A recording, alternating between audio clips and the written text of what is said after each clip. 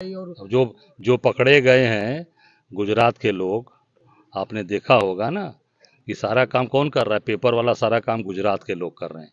UP police की भर्ती आपने देखा, निकला था ना, उसमें मेन अभियुक्त कौन है?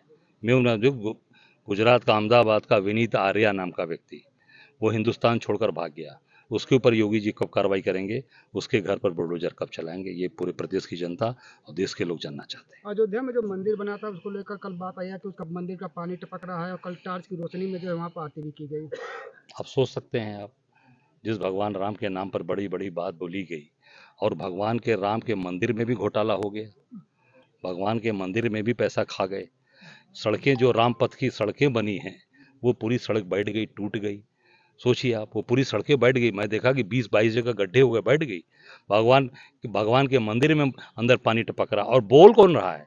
बताया किसने? जो प्रधान पुजारी सत्येंद्र दास जी, जो लगातार भगवान राम की सेवा लगातार करते जा, पूरा जीवन उन्होंने लगा दिया, उन्होंने कल बड़े मर्माहत और बड़े ही दुख भरे शब्दों में ये कहा कि भगवान राम के मंदिर में छत से पानी टपक रहा है। ये कितना दुर्भाग्यपूर्ण है। अगर कोई पॉलिटिकल व्यक्ति आरोप लगाता तो ये लगता कि नहीं, राजनीति हो रही है, पर एक संत ने और मेन पुजारी जो लगातार भगवान राम की सेवा कर रहे हैं, जब भगवान टेंट में थे उसके पहले भी सत्येंद्र दास जी पूजा कर रहे थे, उन्होंने आरोप लगाया है।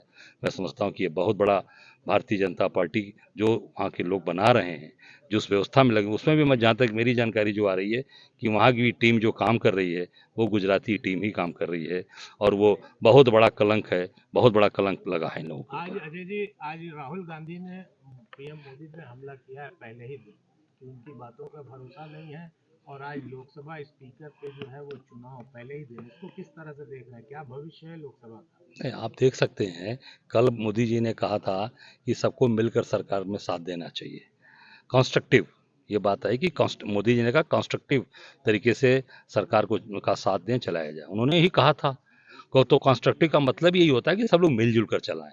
तो ये नियम रहा है कि लोकसभा में सरकार जिसकी होती है, स्पीकर उनका बनता है, पर जो डिप्टी स्पीकर होता है वो भी विपक्ष का होता है। तो डिप्टी स्पीकर में भी तैयार नहीं हुई सरकार, मोदी जी डिप्टी स्पीकर में भी तैयार नहीं हुए। कंस्ट्रक्टिव की बात करते हैं एक तरफ अंदर, और बाहर आकर बात बोलते हैं कि जो है कंस्ट्रक्टिव काम करना है, और अंदर जाकर निर्णय उसके ठीक उल्टा लेते हैं। तो राहुल जी ने यही बात कही ना कि भाई जो आप कहते हैं उसके उल्टा करते हैं। तो जब आप, ये तय है, पहले से चला आ रहा है, कांग्रेस के समय से जो पूर्व की सरकारें हैं चला आ रहा है कि स्पीकर सरकार का बनता है, डिप्टी स्पीकर विपक्ष का।